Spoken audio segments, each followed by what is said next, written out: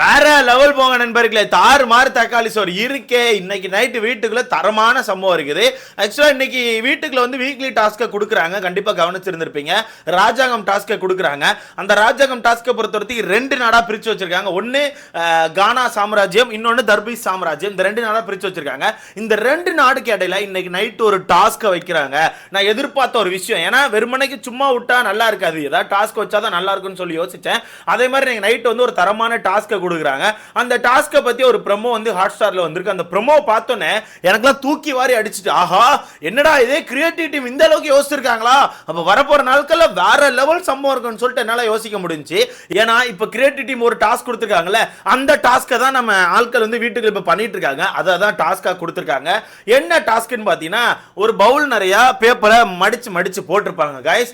அதுல வந்து ஒவ்வொரு ராஜ்யத்துல இருந்து ஒவ்வொருத்தர் போய் ஒவ்வொரு பேப்பர் எடுக்கணும். ஓகேவா? பேப்பர் எடுத்து அதுல என்ன விஷயங்கள் இருக்கோ அதை நடிச்சு காமிக்கணும். இப்ப வீட்டுக்குள்ள வந்து இந்த படம் பேரை கண்டுபிடிக்கிறது, பாட்டு பேரை கண்டுபிடிக்கிறது பண்ணிட்டு இருக்காங்கல்ல, அதே மாதிரி அங்க ரெண்டு டீமை பிரிச்சு வச்சு, ரெண்டு ராஜ்யத்தை பிரிச்சு வச்சு அந்த சீட் எடுத்து அந்த சீட்ல என்ன இருக்கோ அதை நடிச்சு காமிக்கணும். பட் என்ன டிஃபரண்ட் பண்ணிருக்காங்கன்னா, ரெண்டு ராஜ்யம் இருக்கா, ஒன்னு கானா ராஜ்யம், இன்னொன்னு வந்து தர்பீஸ் ராஜ்யம் வச்சிருக்காங்களே, ரெண்டு ராஜ்யமும் வித்தியாசமா நடிச்சு காமிக்கணும். இப்போ நம்ம தர்பீஸ் ராஜ்யத்தை பொறுத்தவரைக்கும் அந்த சீட்ல என்ன இருக்கோ அதை நடிச்சு காமிக்கணும்.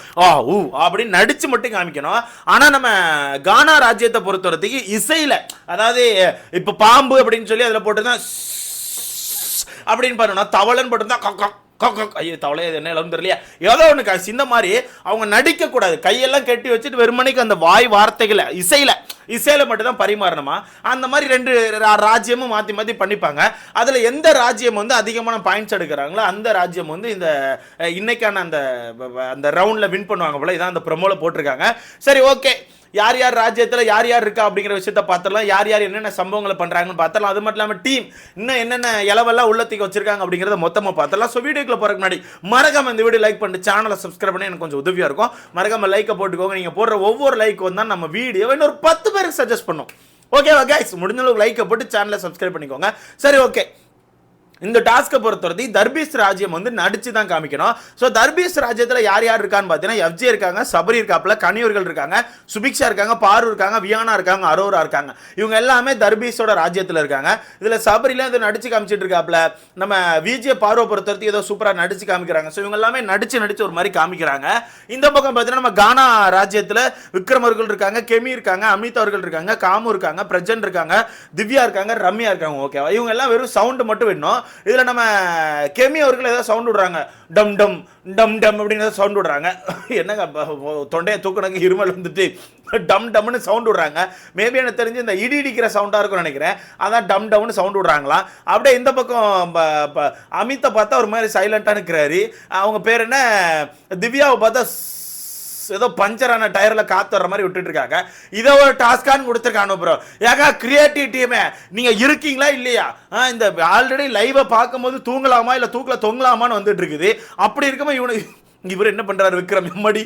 ஸோ அப்படி இருக்கும் இந்த மாதிரி டாஸ்க்கெல்லாம் நீங்கள் வீக்லி டாஸ்கில் கொண்டு வச்சிங்கன்னா என்னங்க ஆகும்? என்ன ஆகும்னு கேட்குறேன் இதில். ஆனால் இதில் ஒரு சிரிப்பு இருக்கு ப்ரோ. போன வருஷத்தை பொறுத்த வரைக்கும் இந்த ராஜ்யம் டாஸ்க்ல ரெண்டு டீமுக்கும் வால் கொடுத்துருப்பாங்க. ஞாபகம் இருக்கா? ரெண்டு டீமுக்கும் பெரிய வால் கொடுத்துருப்பாங்க. அந்த வாலை வந்து இவங்க பாதுகாப்பாக வச்சுக்கணும். வாலை வந்து ஆப்போசிட் டீம் வந்து ஆட்டையை போட்டு போகக்கூடாது. அந்த வகையில் இந்த வருஷம் நான் கவனிக்கும் போது ஒரு சில விஷயத்தை என்னால் அந்த ப்ரொமோஷனில் நோட் பண்ண முடியுது. என்னன்னா, தர்பூஸ் ராஜ்யம் இருக்குல்ல, அந்த தர்பூஸ் ராஜ்யத்தில் வந்து சுற்றி நிறைய பொருட்கள் வச்சிருக்காங்க. கலை பொருட்கள் மாதிரி நிறைய பொருட்களை வந்து அடுக்கி வச்சிருக்காங்க. மேபி இந்த மாதிரி பொருட்களை ரெண்டு டீமுக்கும் கொடுத்துருப்பாங்க. அந்த பொருட்களை வந்து ரெண்டு டீமும் காப்பாற்றணும் நான் நினைக்கிறேன். ஸோ அது டாஸ்கா இருக்கும். ஏன்னா மற்றபடி வரது இருக்காது. பட் ஒரு டாஸ்க்குள்ளே ஒரு டாஸ்க்கை கொடுக்குற முதல் டாஸ்க்கை எங்க தாண்டா பார்க்குறேன். எப்பா இதுக்கு முன்னாடிலாம் டாஸ்க்குள்ள இந்த அளவுக்கு டாஸ்க் கொடுக்க மாட்டாங்க. டாஸ்க்குள்ள ஒரு சில ஆக்டிவிட்டிஸ் மாதிரி வைப்பாங்க. இவங்க டாஸ்க்குள்ளே ஒரு டாஸ்க் வச்சிருக்காங்க. ஆனால் அந்த டாஸ்க்கே சுயமா யோசிக்காம வீட்டுக்குள்ள பண்ணிட்டு இருந்த விஷயத்தை ஆட்டையை போட்டு டாஸ்க்குன்னு கொடுத்துருக்காங்க ப்ரோ. எப்படி ஒரு 10 ரூபாய்க்கு அந்த பேப்பர் ஷீட் மட்டும் வாங்கி அதை கட் பண்ணி எழுதி மட்டும் மடிச்சு ஒரு பவுலில் போட்டாச்சு. நல்ல ஒரு சின்ன மீன் தொட்டிக்கு போட்டு வீட்டுக்கு அனுப்பியாச்சு. அதை ஒரு டாஸ்க்குன்னு வச்சாச்சு. விளங்கின மாதிரி தான் போவாங்க. இன்னைக்கான எபிசோட் அவ்வளோதான் காய்ஸ். இதில் ஃபன் இருக்கும், அது இருக்கும்னாங்க. மேபி எனக்கு தெரிஞ்சு ஒரு மணி நேரம் ஃபன் இருக்கும்னு நினைக்கிறேன். அந்த டாஸ்க் ஆரம்பித்த உடனே அவங்கவுங்க திறமையை காமிக்கணும்னு சொல்லிட்டு ஏதாவது ஒன்று பண்ணுவாங்க. அதுக்கப்புறம் அவ்வளோதான், திறமையை காமிக்க மாட்டாங்க, ஒன்றையும் காமிக்க மாட்டாங்க, அங்கே எங்கேயுமே போய் உட்காந்துருவோம். ஸோ அந்த வகையில் எனக்கு தெரிஞ்சு இன்னைக்கு கொஞ்சம் போரிங்காக தான் இருக்கும்னு நான் நினைக்கிறேன். பார்க்கலாம் என்ன நடக்குன்னு சொல்லிட்டு. பட் இந்த விஷயத்தில் எனக்கு தெரிஞ்சு டீம் வந்து ஏதோ சதி திட்டம் போட்டிருக்காங்களோன்னு எனக்கு தோணுது. சதி திட்டம், ஆமாம், சதி திட்டம் போட்டிருக்காங்களோன்னு எனக்கு தோணுது. ஏன்னா தர்பூசும் தண்ணி பழமும் இப்போ தர்பூசும் வினோத்தை வந்து கொஞ்சம் மோதிக்கிட்டு தான் இருக்காங்க. அது உங்களுக்கே தெரியும். ஓகே, ரெண்டு பேருக்குமே செட் ஆக மாட்டேங்குது, ரெண்டு பேரும் கொஞ்சம் மோதிட்டு தான் இருக்காங்க. அப்படி இருக்கும்போது இந்த ரெண்டு பேரையும் பிரிச்சு ஒரு ராஜ்யம்னு போட்டா கண்டிப்பா ரெண்டு பேருக்குள்ள ஈகோ டச் ஆகி ரெண்டு பேரும் கண்டிப்பா அட்டாக் மோடுக்குள்ள தான் போவாங்க. கரெக்டா இல்லையா? அந்த வகையில் இந்த ரெண்டு பேரும் அதுக்காண்டி தான் டீமா போட்டிருக்காங்கன்னு நினைக்கிறேன். கண்டிப்பா இந்த பக்கம் இருக்க நம்ம மேக்கர் வந்து பாட்டு எழுதி ஏதாவது பண்ணுவாப்ல, அந்த பக்கம் இருக்க ஜோக்கர் வந்து ஏதாவது பண்றேங்க பேர் ஏதாவது கிண்டுவாப்ல. ஸோ மேபி அதை வச்சு நாளைக்கு சண்டைகள் வர்றதுக்கான வாய்ப்பு இருக்கு. சொல்ல முடியாது, இன்னைக்கு நைட்டே வந்தாலும் வரும். ஏன்னா நைட்டே உன்னை வந்து எம்மடி ஒன்றும் இல்லை கைஸ், லைவ்ல ஒரு சீன் பார்த்தேன், மிரண்டேன், ஒன்றும் இல்லை. ஸோ நைட்டே வந்து சம்பவம் வந்தாலும் வரும். ஓகேவா? ஸோ கண்டிப்பாக நைட்டு வந்து சம்பவம் வந்தாலும் வரும். அது வெயிட் பண்ணி பார்க்கலாம். ஏன்னா நம்ம கானா வினோத்தை பொறுத்தவரைக்கும் தண்ணி பழத்துக்கான ராஜ்யத்தை வந்து மொத்தமாக முடிச்சு விடணும்னு சொல்லிட்டு அதை ஒன்று ட்ரை பண்ணுவாங்க. தண்ணி பழத்தை பொறுத்தவரைக்கும் அவ்வளோலாம் யோசிக்க மாட்டார், அவ்வளோ திறமை அவர் கிடையாது. தண்ணி பழத்தை பொறுத்தவரைக்கும் தூங்க விட்டுட்டா போய் தூங்கிடுவோன்னு சொன்ன மாதிரி தான். ஏங்க லைவ்ல வந்து ஒரு டாஸ்க் விளையாடிட்டு இருக்கானோ ப்ரோ, சும்மா நடுவில் ஒரு பிளேட்டை வச்சு ரெண்டு பேரும் இப்படி உட்கார வச்சு அந்த பிளேட்டை எடுத்தோடனே ரெண்டு பேரும் ஒவ்வொரு சீன்ஸ் வந்து நடிச்சு காமிச்சு அப்படி ஃப்ரீஸ் ஆகணும். யார் வந்து பயப்படுறாங்களோ அவங்க அவுட் அப்படின்ற மாதிரி காமிக்காங்க. இதில் இப்போ விஜய் பார்வதியை நடிக்க விட்டாங்க, அது டக்குன்னு ஒரு மாதிரி க்ளோஸ் அப் வச்சாங்களா, அது ஒரு மாதிரி ஃபன்னாக பண்ணிட்டு இருக்காங்க. அதுதான் ஒரு மாதிரி ஆகிட்டேன், வேற ஒன்று. நீங்களும் லைவ்ல பார்த்துருந்தா மறக்காம கமெண்ட்ல போடுங்க. சத்த காட்டாமல் கடக்க மாட்டான போல என்ன. ஓகே கைஸ், இன்னைக்கு நைட் எனக்கு தெரிஞ்சு சம்பவம் இருக்கும்னு நினைக்கிறேன். ஸோ வெயிட் பண்ணி பார்க்கலாம். பட் செம போர் ப்ரோ, இன்னைக்கு காலிலேருந்து செம போர். எனக்கு தெரிஞ்சு இதுக்கப்புறம் தான் அந்த ப்ரொமோவில் வந்த சண்டை வரும்னு நினைக்கிறேன்.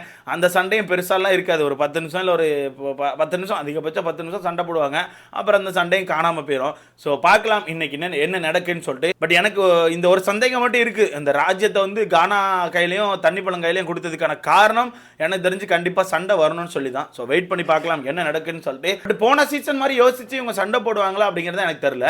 ஏன்னா போன சீசன் வந்து ஃபுல்லாகவே யோசிச்சு ஒன்று பண்ணிக்கிட்டே இருந்தாங்க.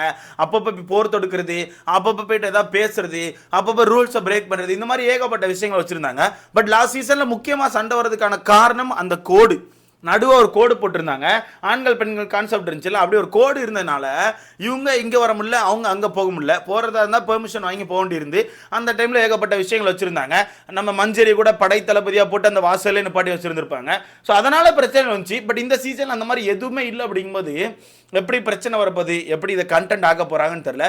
எனக்கு தெரிஞ்சு உள்ள கண்டென்ட்டே இல்லாமல் தான் இந்த மாதிரி டாஸ்க் எல்லாம் கொடுத்து அனுப்புகிறாங்கன்னு நினைக்கிறேன். இவனை கண்டென்ட் பண்ணிக்க மாட்டானு ப்ரோ, இவனை அந்த ட்ரெஸ்ஸை போட்டுட்டு ஓகே நம்ம ஒரு இடத்துல போய் செட்டில் ஆயிரும் அப்படின்ற மாதிரி தான் உட்காருவாங்களே தவிர எனக்கு தெரிஞ்சு பெருசாக இறங்கி வந்து கண்டென்ட் கொடுக்கறதுக்கான வாய்ப்பு இல்லை. பார்க்கலாம் என்ன நடக்குன்னு சொல்லிட்டு. ஆனால் இவனு மேலே நம்பிக்கை இல்லை ப்ரோ, சிம்பிளாக சொல்ல போனால் எனக்கு நம்பிக்கையே கிடையாது இவனு மேலே. பார்க்கலாம் என்ன நடக்குன்னு சொல்லிட்டு. அதுவும் இந்த டாஸ்க்கை வேறு ஒன்று நடிச்சு காமிக்கணும், ஆப்போசிட் டீம் கண்டுபிடிக்கணும் கூட பரவாயில்ல, இவங்க டீமே நடிச்சு காமிச்சு இவங்களே அதை கெஸ் பண்ணணுமா. அப்படி கெஸ் பண்ணி இவங்க எவ்வளோ மதிப்பெண்கள் எடுக்கிறாங்களோ அதை பொறுத்து வின்னிங் அப்படின்ற மாதிரி சொல்கிறாங்க. பார்க்கலாம் என்ன நடக்குன்னு சொல்லிட்டு. நீங்கள் சொல்லுங்கள் காய்ஸ், இந்த டாஸ்க் இவங்க எப்படி கொண்டு போவாங்க, உங்களுக்கு எப்படி ஃபீல் ஆகுது, நல்லபடியாக போகும்னு நினைக்கிறீங்களா, இல்லை அவ்வளோதான் ப்ரோ குழி தோண்ட ஆரம்பிச்சானோ எப்படி இப்போ போட்டு முக்கி இன்னைக்கு மூடி கம்பு நட்டிடுவானோ ப்ரோ அப்படின்னு நினைக்கிறீங்களான்னு சொல்லிட்டு மறக்காம கமெண்ட்டில் போடுங்க. சத்தியமாக எனக்கு லைவ் பார்த்து தூக்கம் வருது நல்லா. இப்போ கூட நான் வந்து சரியான தூக்கத்தில் தான் இருக்கேன். அது அவங்க கண்டிப்பாக கண்டுபிடிச்சிருப்பேன் நினைக்கிறேன். செம்ம தூக்கத்தில் இருக்கேன். ஏன்னா லைவ் அப்படி போரிங்காக போகுது ப்ரோ. லைவ் ஏதாவது இன்ட்ரெஸ்டிங்காக இருந்தால் தான் நமக்கும் பேச இன்ட்ரெஸ்டிங்காக இருக்கும், கண்டென்ட் இருக்கும், டிஃப்ரெண்ட்டாக பேச முடியும். ஓகேவா? பட் லைவை பொறுத்த வரைக்கும் கடும் போரிங்காக போயிட்டு இருக்கு. ஒரு மாதிரி என்னெல்லாம் இழுக்குது, வாடா பெட்டுக்கு வாடா அப்படின்ற மாதிரி இழுக்குது. அதான் தூங்க கைஸ் தூங்க. பார்க்கலாம் என்ன நடக்குன்னு. இதை பற்றி உங்களுக்கான கருத்துன்னு சொல்லிட்டு மறக்காம கமெண்ட்ல போடுங்க. அடுத்த பார்க்கலாம்.